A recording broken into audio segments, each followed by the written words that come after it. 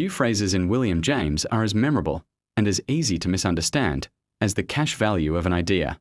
Read quickly, it can sound like James is reducing philosophy to money, or reducing truth to whatever is useful. But in James's pragmatism, cash value is a technical metaphor. It is his way of forcing clarity about meaning. When James asks for the cash value of a concept, he is asking a disciplined question. If we accept this idea as true, what concrete difference would it make in experience? What would it change in what we expect, how we inquire, how we decide, and what we treat as evidence? To see why James introduces this phrase, it helps to remember what he thinks goes wrong in many philosophical disputes. People argue passionately about reality, truth, mind, free will, or the absolute. And yet when you ask what any of these positions would change in practice, the answers are often vague. The dispute stays at the level of definitions and slogans. For James, that is a warning sign. If two positions lead to no different expectations in any real situation, then the disagreement may be verbal, a difference in language rather than a difference in the world. Cash value is James's tool for exposing that problem and correcting it. In James's framework, meaning is not primarily a private mental picture attached to a word. Meaning is functional. A concept has meaning by guiding action and expectation, by making a difference in how experience is anticipated, interpreted, and tested.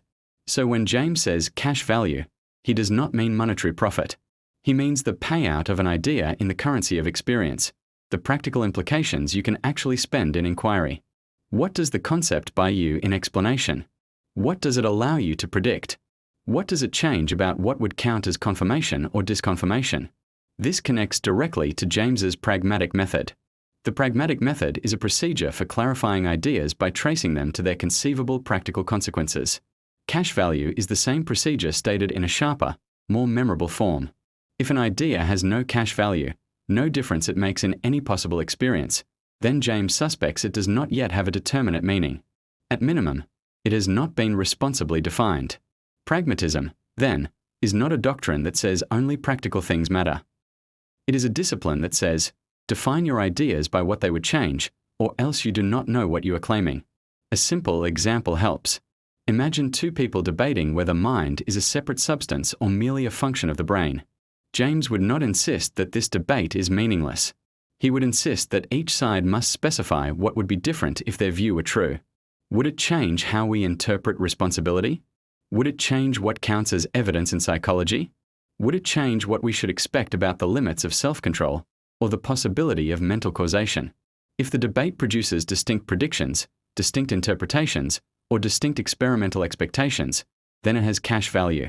If it produces only different words that lead to the same expectations, the debate has not yet become a real disagreement. The phrase also connects to James's theory of truth, which is often caricatured. James argues that an idea becomes true insofar as it proves itself good in the way of belief, meaning it successfully guides us through experience, resolves doubt, and integrates with the wider body of what we take ourselves to know. Critics sometimes hear good and think pleasant, or useful to me. But James's standard is not mere preference. An idea's value is measured by its performance under inquiry, whether it continues to work across further experience, whether it survives criticism, whether it helps coordinate action and prediction, whether it can be verified in the long run. Cash value, in this context, is not short-term convenience. It is the operational content of a claim, what it commits you to as an inquirer. This is why James thinks cash value can dissolve pseudo-problems. Some problems persist because people treat certain words as sacred, absolute, essence, pure reason, ultimate reality, while refusing to say what any of these words would imply in experience. The pragmatic demand is, tell me what would follow. Tell me what difference I should expect. If nothing follows, then the term is functioning like an emotional emblem rather than a meaningful concept. James's cash value test is a way of separating concepts that guide inquiry from concepts that merely decorate it. At the same time, James is careful not to make pragmatism shallow. Cash value does not mean that only immediate, visible consequences count. Many ideas have long-range consequences, consequences for how we build theories, educate attention, interpret evidence, or structure institutions. The cash value of a scientific hypothesis, for example, may appear gradually, as it organizes a research program and generates testable predictions. The cash value of a philosophical distinction may appear in how it clarifies debate, prevents confusion, or reorients a whole field's standards of argument. This is also where James's psychology is relevant. Beliefs are not inert statements stored in the mind. They are rules that shape attention, expectation, and habit. If you truly believe something, you become sensitive to certain kinds of evidence, you interpret events through certain categories, and you act as if certain outcomes are more or less likely. In James's terms, beliefs have leading power. They lead experience by structuring what you are prepared to see and do. Cash value, therefore, is not only about external behavior. It is about the full pattern of anticipation and interpretation that an idea installs in a person's life and inquiry.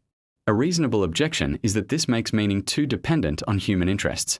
If meaning is tied to consequences for us, does that reduce reality to human convenience? James's reply, in pragmatic terms, is that this is how inquiry actually works. We cannot step outside experience to compare our ideas with reality in itself. We test ideas within experience by their consequences for prediction, explanation, and coherence.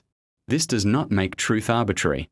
It makes truth accountable to what happens when the idea is used, and accountable to the possibility of correction when experience pushes back. So, the cash value of an idea is not a cynical reduction. It is a demand for intellectual responsibility. It asks you to stop treating words as if they were meanings, and to specify what they would change in the world of experience. And once you adopt that demand, many debates become clearer. Some become genuinely testable. Some become genuine disagreements about what we should expect. And some dissolve, not because they were foolish, but because they were never properly defined.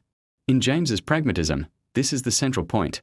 The meaning of a concept is found in the differences it makes. If you want to know what you are saying, you must be able to say what follows from it. The cash value test is simply the pragmatic method in its most compact form, an insistence that ideas pay their way in the only currency we actually have, the consequences that show up in inquiry and experience.